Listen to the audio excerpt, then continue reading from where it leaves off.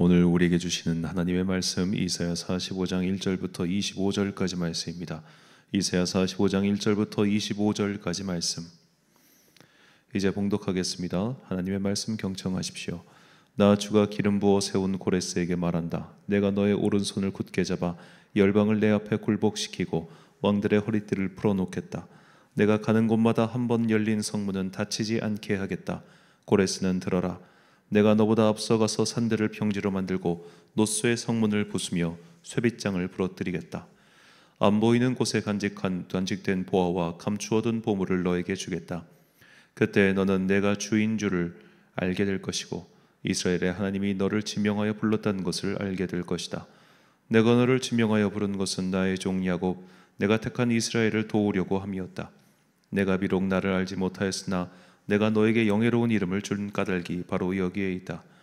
나는 주다. 나밖에 다른 이가 없다. 나밖에 다른 신은 없다. 내가 비록 나를 알지 못하였으나 나는 너에게 필요한 능력을 주겠다. 그렇게 해서 해가 뜨는 곳에서나 해가 지는 곳에서나 나밖에 다른 신이 없음을 사람들이 알게 하겠다. 나는 주다. 나밖에는 다른 이가 없다. 나는 빛도 만들고 어둠도 창조하며 평안도 주고 재앙도 일으킨다. 나 주가 이 모든 일을 한다. 너 하늘아 위에서부터 의를 내리되 비처럼 쏟아지게 하여라. 너 창공아 의를 부어내려라. 땅아 너는 열려서 구원이 쌍나게 하고 공의가 움돋게 하여라. 나 주가 이 모든 것을 창조하였다. 질그릇 가운데서도 작은 한 조각에 지나지 않으면서 자기를 지은 이와 다투는 자에게는 화가 닥칠 것이다. 진흙이 토기장이에게 너는 도대체 무엇을 만들고 있는 거냐 하고 말할 수 있겠으며 내가 만든 것이 너에게 그에게는 손이 있으나 마나다 하고 말할 수 있겠느냐. 아버지에게 말하기를 나는 자식이라고 낳았습니까 하는 자와 자기 어머니에게 무슨 해산의 고생을 했다는 겁니까 하고 말하는 자식에게 화가 닥칠 것이다. 이스라엘의 거룩하신 하나님 곧 이스라엘을 지으신 주님께서 말씀하신다. 내가 낳은 자녀를 두고 너희가 나에게 감히 물으려 하느냐. 내가 한 일을 너희가 나에게 감히 명령하려느냐. 바로 내가 친히 이 땅을 만들었으며 바로 내가 그 위에 인류를 창조하였다. 내가 손수 하늘을 폈으며 그 모든 별에게 명령을 내렸다. 바로 내가 그를 의의 도구로 일으켰으니 그의 모든 길을 평탄하게 하겠다. 그가 나의 도성을 재건하고 포로된 나의 백성을 대가도 없이 보상도 받지 않고 도와줄 것이다. 만군의 주님이 하신 말씀이다. 주님께서 말씀하신다. 이집트가 수고하여 얻은 재물과 에티오피아가 장사하여 얻은 이익이 너에게로 넘어오고 키 큰 스바 사람들이 너에게로 건너와서 내 밑으로 들어와 너를 따를 것이며 사슬에 매여 와서 내 앞에 엎드리고 너에게 기도하는 것처럼 이르기를 과연 하나님께서 당신과 함께 하십니다. 그밖에 다른 이가 없습니다. 다른 신은 없습니다 할 것이다. 구원자이신 이스라엘의 하나님 진실로 주님께서는 자신을 숨기시는 하나님이십니다. 우상을 만드는 자들은 모두 한결같이 부끄러움을 당하고 창피한 일을 당할 것이며 치욕으로 물러갈 것입니다.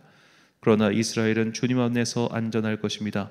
이스라엘의 구원은 영원할 것입니다. 너희 이스라엘아 너희가 영원토록 부끄러움을 당하지 않고 창피한 일을 당하지 않을 것이다. 하늘을 창조하신 주 땅을 창조하시고 조성하신 하나님 땅을 견고하게 하신 분이 말씀하신다. 그분은 땅을 혼돈 상태로 창조하신 것이 아니라 사람이 살 수 있게 만드신 분이다. 나는 주다. 나밖에 다른 신은 없다. 나는 어두운 곳에서 은밀하게 말하지 않았으며 야곱의 자손에게 나를 허무하게 찾아라 하지도 않았다. 나 주는 옳은 것을 말하고 바른 것을 알린다. 이방 나라에서 살아남은 자들아 모여오너라. 다 함께 가까이 오너라. 나무 우상을 들고 다니는 자들과 구원하지도 못하는 신에게 기도하는 자들은 무지한 자들이다. 너희는 앞일을 말하고 진술하여 보아라. 함께 의논하여 보아라. 누가 예로부터 이 일을 들려주었으며 누가 이전부터 이 일을 알려주었느냐. 나 주가 아니고 누구냐. 나밖에 다른 신은 없다. 나는 공의와 구원을 베푸는 하나님이니 나밖에 다른 신은 없다. 땅끝까지 흩어져 있는 사람들아 모두 나에게 돌아와서 구원을 받으라. 내가 하나님이며 나밖에 다른 신은 없기 때문이다. 내가 나를 두고 맹세한다. 나의 입에서 공의로운 말이 나갔으니 그 말이 거저 되돌아오지는 않는다. 모두가 내 앞에 무릎을 꿇을 것이다. 모두들 나에게 충성을 맹세할 것이다. 참으로 주님께만 공의와 능력이 있다고 사람들이 나에게 고백할 것이다. 사람들이 그에게 올 것이나 그에게 대항하던 자들은 모두 부끄러움을 당할 것이다. 그러나 이스라엘 자손은 모두 주 안에서 의롭다는 인정을 받고 영예를 얻을 것이다. 아멘. 비기독교인 존중하기라는 제목으로 하나님의 말씀 선포하겠습니다. 성경 통독 세미나로 유명한 조병호 목사가 쓴 성경과 5대 제국이라는 꽤 유명한 책이 있습니다. 책을 읽어보시는 것도 좋겠고요. 그것이 좀 여의치 않으시면 유튜브에 가서 검색해 보시면 이런 내용들이 강의로 쭉 있으니까 시간 되실 때 한 번쯤 들어보는 것도 그리 나쁘지 않습니다. 자, 이 성경과 5대 제국에서 다루고 있는 나라들은 아수르, 바벨론, 페르시아, 그리고 헬라 제국과 로마입니다. 로마 제국이 어떤 나라였는지를 알아야 신약 성경을 이해할 수 있고, 또 헬라 제국이 어떤 나라였는지 알아야 신구약 중간사를 이해할 수 있습니다. 신구약 중간사, 구약 성경과 신약 성경으로 넘어가는 약 300년의 공백 기간 동안 어떤 일이 일어났는지를 우리가 조금 역사적인 배경을 이해하면 왜 바리새인들이 그렇게 행동하고 사두개인들이 그렇게 행동했는지 단 그것만이라도 이해하기가 훨씬 용이해져요. 그리고 예수님 당시에 어째서 이스라엘 나라가 그런 여러 가지 구성 속에 있었는지도 우리가 이해할 수 있습니다. 그러니까 헬라 제국과 로마 제국은 신약 성경의 이해를 위해서, 그리고 아수르, 바벨로니아, 페르시아는 구약 성경의 이해를 위해서 꼭 알아두면 좋은 내용이다라는 겁니다. 의외로 이집트가 빠졌는데요. 제가 이제 1절에도 말씀드렸지만 이집트라는 하고 하는 나라의 이 문화적 영향력이 신기할 만큼 구약 성경에 들어가지 않습니다. 그래서 아수르, 바벨론, 페르시아, 특히 아수르 같은 경우는 이제 바알 신앙을 아주 절절하게 섬기는 그런 나라들과 같은 궤를 있었고, 또 북이스라엘을 멸망시키고 남유다에도 실질적인 괴멸적 타격을 가했기 때문에 중요하고, 바벨론 같은 경우는 이제 포로로 그들을 끌고 갔잖아요. 그리고 바벨론에서 그들이 머물면서 그런 문화권 속에서 탄생한 것이 바벨로니안 탈무드, 그리고 페르시아는 그들을 해방시킨 나라. 자, 그럼 이 성경에 나오는 이 소위 말해 5대 제국 중에서 어느 제국이 가장 긍정적으로 기술되었을까요? 당연히 페르시아죠. 페르시아는 바벨론을 무너뜨리고 유대인들을 해방시켜줬으니 말입니다. 자, 재미있는 것은 이 페르시아 제국에 대해 페르시아 제국이 발흥했을 때 이 페르시아 제국의 발흥으로 인해서 가장 고생한 자들이 누구냐? 유럽 사람들입니다. 그때부터 이제 페르시아 때부터 본격적으로 유럽 침공이 시작되거든요. 그래서 페르시아와 그리스 사이의 전쟁은 모두가 다 알고 있는 아주 유명한 전쟁이지 않습니까? 자, 유럽인들에게 이렇게 부정적인 이미지를 만들어준 페르시아 제국. 이 페르시아 제국을, 원래 페르시아는 이전부터 있었던 나라이지만 이 나라를 정말 제국이다라고 칭할 정도로 부흥시키고, 그리고 스스로도, 그리고 주변으로부터도 왕중왕, 오늘날로 치면 황제라 불릴 만한 처음의 인물이 바로 오늘 본문에 나오는 고레스, 영어로는 키루스라고 하는 사람입니다. 자, 이것은 이제 고대 페르시아어는 퀴루스, 그리스어로 퀴로스, 근데 히브리어로 이것을 발음할 때 번역을 코레슈라고 했어요. 그래서 우리나라 성경에서는 이 히브리어 표기법에 따라서 고레스라고 그렇게 음독을 하고 있습니다. 하지만 이제 이런 것도 좀 바뀌었으면 좋겠어요. 이게 히브리어 표기법에 따라서 음독을 하다 보니까 이 세계사에서 중요한 인물들이 이 역사서에 기록된 공식 명칭과 성경의 명칭이 너무 달라서 우리가 이거를 매치시키지 못하는 경우가 많거든요.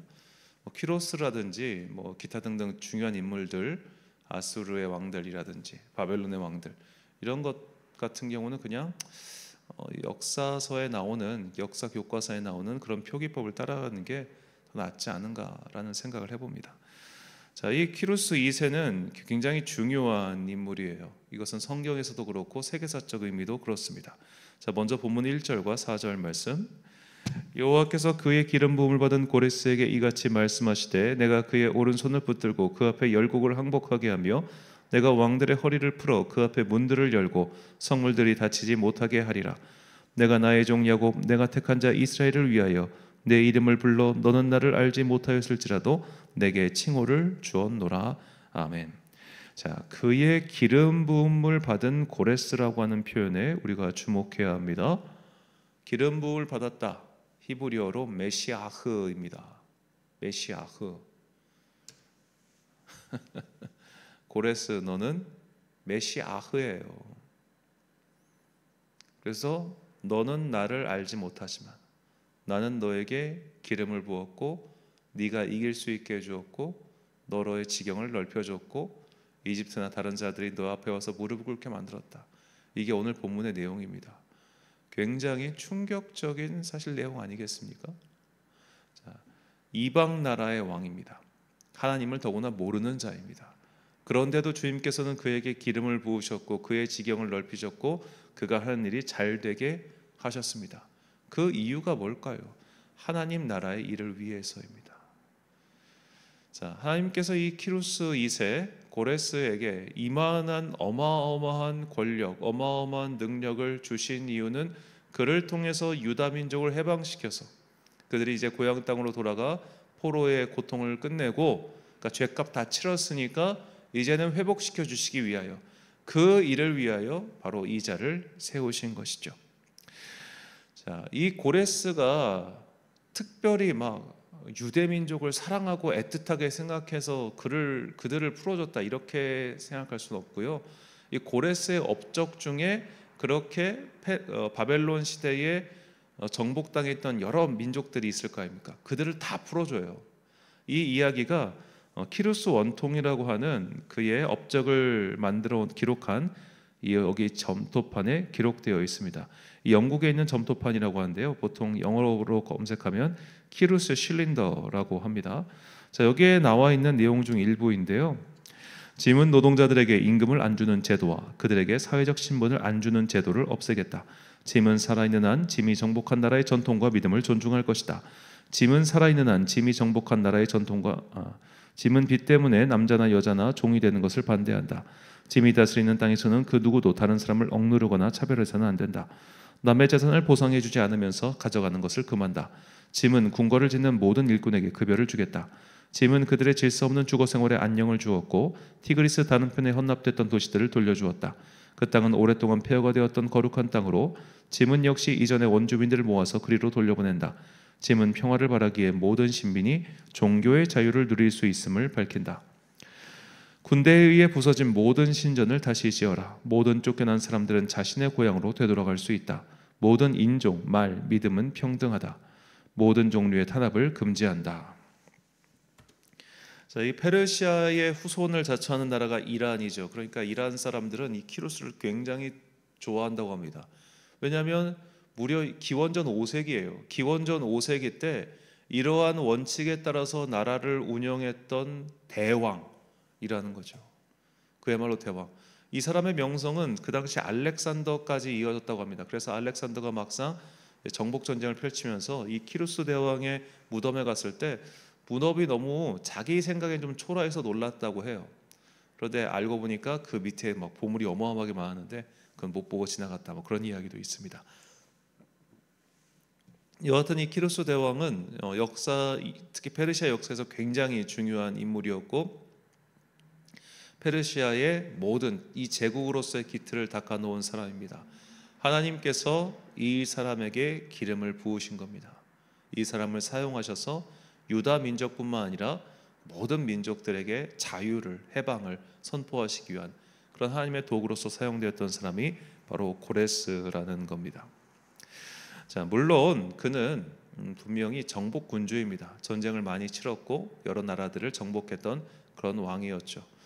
그럼에도 불구하고 그는 분명히 어떤 면에서는 하나님의 뜻에 합치하는 그런 정책들을 펼쳤던 왕이기도 합니다.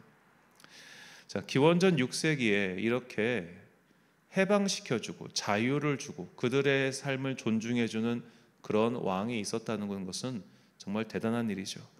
그래서 에스라는 그가 받았던, 정확히는 유다 민족이 받았던 조서의 내용을 다음과 같이 소개합니다. 에스라 1장 1절부터 3절까지 말씀. 바사왕 고레스 원년에 여호와께서 예레미야의 입을 통하여 하신 말씀을 이루게 하시려고 바사왕 고레스의 마음을 감동시키심에 그가 온 나라에 공포도 하고 조소도 내려 이르되 바사왕 고레스는 말하오니 하늘의 하나님 여호와께서 세상 모든 나라를 내게 주셨고 나에게 명령하사 유다 예루살렘의 성전을 건축하라 하셨으니 이스라엘의 하나님은 참 신이시라. 너희 중에 그의 백성 된 자는 다 유다 예루살렘으로 올라가서 이스라엘의 하나님 여호와의 성전을 건축하라. 그는 예루살렘에 계신 하나님이시라. 아멘. 자, 우리가 이 조서의 내용을 가지고 고레스가 하나님을 믿는 사람이었다 이렇게 생각하기는 어렵습니다. 자, 왜냐? 일단은 그의 말 중에 잘못된 말이 있죠. 그는 예루살렘에 계신 하나님이 아닙니다. 세상을 다스리시고 세상을 건축하신 만드신 하나님이시죠. 예루살렘 그 작은 성전에 그분을 국한시킬 수 없다는 것이 바른 고백이에요. 그러면 왜 이런 조서의 내용이 나왔을까? 아무리 봐도 뭔가 좀 이스라엘 하나님 여호와를 찬양하는 이런 조서가 왜 나왔을까? 자, 지금도 대통령실에 가면 종교 쪽 비서관 업무가 있다고 합니다. 그래서 막 각종 교계 및 다른 종교 그런 단체 간의 여러 가지 협의 그런 할 수 있는 그런 일을 하는 비서관이에요. 자, 이런 것들은 이런 비서관들이 작성하는 겁니다. 예를 들어 정치인들 가운데 교회를 안 다니는 사람들은 교회가 뭔지도 모르고 교계가 뭔지도 모릅니다. 다녀도 잘 몰라요. 일반 성도들 중에 교단, 교계 이쪽 일에 관심을 가지고 그거를 잘 아는 사람은 정말 한 줌도 되지 않습니다. 교회 장로가 돼도 잘 모르는데 타교단의 일 같은 경우는 그걸 어떻게 정치인이 알겠어요. 그러니까 그런 거를 잘 아는 비서관을 옆에 두는 겁니다. 대통령실도 마찬가지죠. 그래서 그런 자들이 이제 교계나 그런 일들을 조율하는 일을 하는 거예요. 고레스의 곁에도 이스라엘 여호와 신앙을 잘 아는 그런 비서가 있었을 겁니다. 그래서 그들에게 맞는 언어로서, 그러니까 그들을 존중하기 때문에 가능한 거죠.